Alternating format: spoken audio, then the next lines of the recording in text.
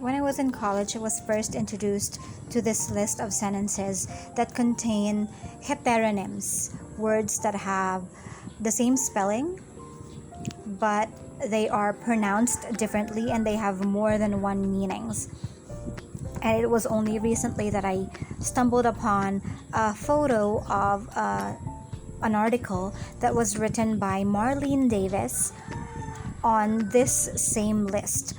And they are the reasons why the English language is so hard to learn.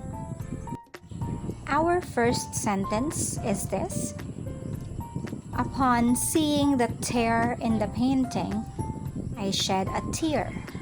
So we'll notice here that there are two words here that have the same spelling, but they are used differently and they are also pronounced differently.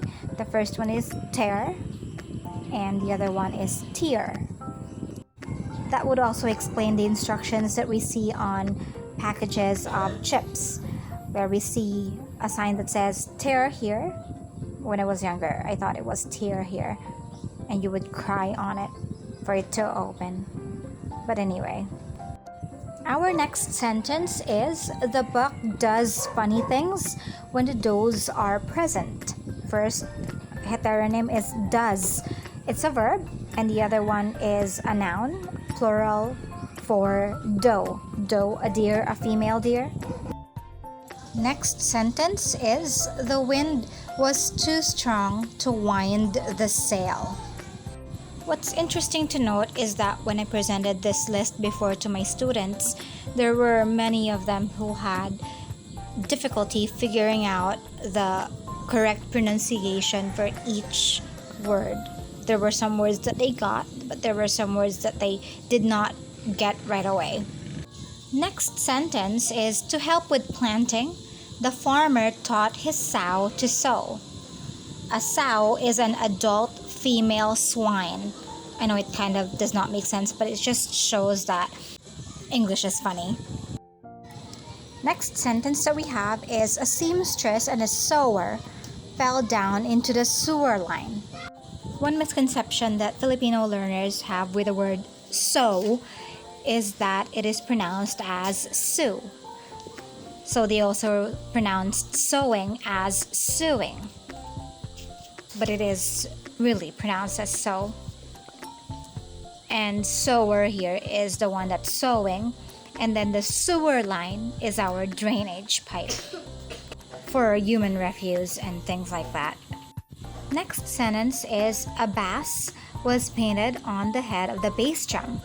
So our first word bass there is a fish, a kind of fish, and of course our bass drum is a musical instrument. Next sentence is: the farm was used to produce produce. So the difference here in the two words are the location of their accent or stress. First heteronym there, produce, is a verb, and the second one is a noun, produce. Next sentence: the insurance was invalid for the invalid.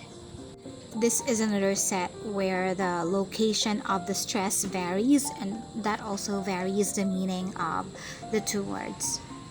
Next sentence, I had to subject the subject to a series of tests.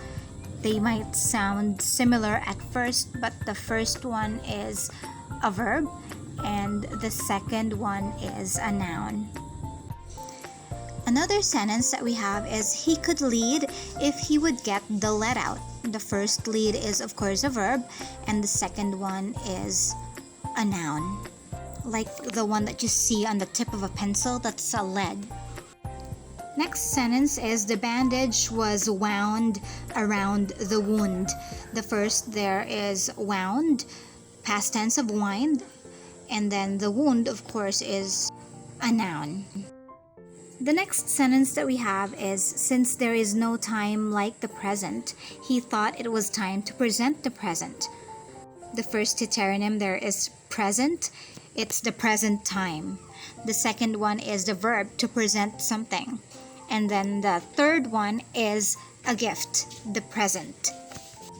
Next one, I did not object to the object.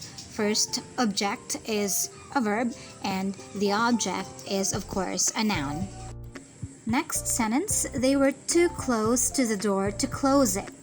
Now at first, they may sound similar, but we were taught that the first close, the adjective close, it's pronounced with an S, and the next one, close, the verb, is pronounced with a Z. So it's, they were too close to the door to close it. Next sentence is, there was a row among the oarsmen about how to row. The first, row, is a misunderstanding, and the second one, of course, rowing, is a verb, to row. Like row your boat. Yeah, anyway. The next sentence that we have is, the soldier decided to desert his dessert in the desert. The first, desert, there is a verb, to leave. The second one is dessert, a sweet treat. And the last, of course, is desert, like in a Sahara desert or the Sahara desert.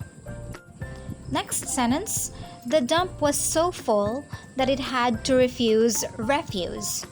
This is another set where the location of the stress varies because these are two different words. The first one is a verb and the second one is a noun. Next sentence, we must polish the Polish furniture.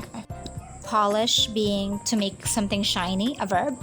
And then the other one with a capital letter is Polish, which means from Poland. Next, we have when shot at, the dove dove into the bushes. The first one being a noun, a bird, and then the second one, a verb. Verb, the past tense of dive. So there you have it, ladies and gentlemen. Those are your heteronyms, words that have the same spelling but have different meanings and also different pronunciations. I hope you learned something. Please share and subscribe to keep posted on these little nuggets of wisdom about the English language. See you later. Bye.